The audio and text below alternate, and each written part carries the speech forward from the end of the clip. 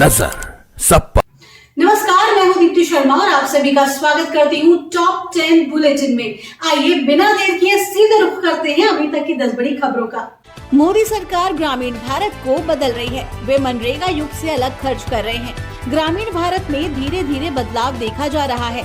कम से कम टॉप स्तर पर उपभोक्ता व्यवहार, यात्रा की आदतों और बुनियादी सुविधाओं तक पहुंच से देखा जा सकता है। ग्रामीण भारतीयों का एक वर्ग, निश्चित रूप से अधिक समृद्ध लोग, अपनी आय का एक बड़ा हिस्सा बाहर खाने और परिवहन पर खर्च करना पसंद कर रहे हैं, जिसमें कार और फ्लाइट्स दोनों शामिल हैं। सड़कों पर पड़े शव, भूखमरी की स्थिति, लगातार हिंसा से जूझ रहा हैती। कैरेबियन सागर में स्थित देश हैती की स्थिति बुरी तरह बिगड़ गई है। हथियारबंद गिरोहों के आतंक से देश संकट में आ गया है।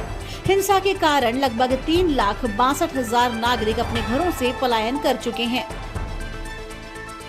हमें चुनाव लड़ने से रोकने के लिए बैंक अकाउंट फ्रीज कर दिए, कांग्रेस का केंद्र पर गंभीर आरोप। कांग्रेस अध्यक्ष मल्लिकार्जुन खड़गे ने सोनिया गांधी और राहुल गांधी के साथ प्रेस कॉन्फ्रेंस करते हुए बीजेपी पर गंभीर आरोप लगाए हैं। उन्होंने कहा कि चुनावी चंदा के मामले में जो तथ्य निकले वो शर्मनाक हैं। पिछले 70 सालों में जो लोकतंत्र की छवि बनी थी उस पर प्रश्न चिन्ह लग गया है। सत्ताधारी दल हजारों करोड़ रुपए जमा कर चुके हैं। विपक्ष के सारे अकाउंट बंद कर दिए गए हैं। विपक्ष का बैंक अकाउंट बंद करना लोकतंत्र के दूरगामी प्रभाव पैदा करेगा।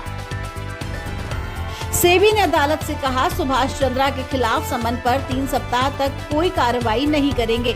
भारतीय प्रतिभूति और विनिमय बोर्ड सेबी ने बुधवार को बम्बई उच्च न्यायालय से कहा कि वह कोष की हेराफेरी के कथित मामलों में एसएल ग्रुप के चेयरमैन सुभाष चंद्रा को जारी किए गए समन पर 3 सप्ताह तक कोई कार्रवाई नहीं करेगा।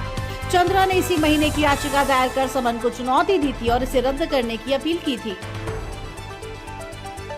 सुप्रीम कोर्ट का महत्वपूर्ण आदेश, चुनाव आयुक्तों की नियुक्ति के कानून पर रोक लगाने से किया इनकार। चुनाव से कुछ हफ्ते पहले एक महत्वपूर्ण आदेश में सुप्रीम कोर्ट ने एक बार फिर चुनाव आयुक्तों की नियुक्ति के कानून पर रोक लगाने का आदेश देने से इनकार कर दिया है, ये कहते हुए कि इस स्तर पर ऐसा करना अराजकता पैदा करना होगा। राजस्थान के उदयपुर में धधक रही अरावली पहाड़ियां, आबादी वाले इलाके में घुस आया पैंथर। जंगल में आग लगने के कारण कई छोटे वन्य जीवों की तो मौत ही हो गई है। कई पैंथर शहर की आबादी वाले क्षेत्र में घुस आए हैं। बुधवार की रात को ये नजारा दिखाई दिया। लोगों का मानना है कि पहाड़ियों पर आग लगने के 2 कारण हैं। पहला तो सूखे पत्ते हवा से टकराते हैं जिससे अग्नि उत्पन्न होती है। वहीं दूसरा ये कि ग्रामीण क्षेत्र में मगरा स्नान की मान्यता है। मन्नत पूरी होने पर आग लगाई जाती है। राहत और बचाव कार्य की बात करें तो जब पहाड़ पर लगाई आग आबादी क्षेत्र तक पहुंचती है तो फायर ब्रिगेड काबू करने के लिए पहुंचती है। पहाड़ी के ऊपर लगी आग तक पहुंचने के संसाधन नहीं होने पर वो धधकती रहती है। भारत और अमेरिका के संबंध पहले से कहीं अधिक मजबूत हुए हैं। ये बात अमेरिका में पेंटागन के अधिकारियों और सांसदों ने कही। दरअसल अमेरिका और भारत दोनों बड़े लोकतांत्रिक देश हैं। भारत और अमेरिकी विचारधारा में ज्यादा अंतर नहीं है। भारत में जनता सर्वोपरि है, वहीं अमेरिका में भी लोकतंत्र मजबूत है। यही कारण है कि हाल के समय में भारत और अमेरिका के संबंध और अधिक मजबूत हुए हैं। दोनों देशों के जनप्रतिनिधियों की ओर से अक्सर द्विपक्षीय संबंधों की मजबूती को लेकर बयान आते रहे हैं। इसी बीच ताजा बयान अमेरिकी रक्षा विभाग पेंटागन की ओर से आया है। पेंटागन के शीर्ष अधिकारियों और सांसदों से कहा कि भारत और अमेरिका के बीच संबंध गहरे हो रहे हैं और पहले से कहीं अधिक मजबूत हैं। रोहित शर्मा ने साझा किया इंग्लैंड के खिलाफ युवा खिलाड़ियों के साथ खेलने का अनुभव।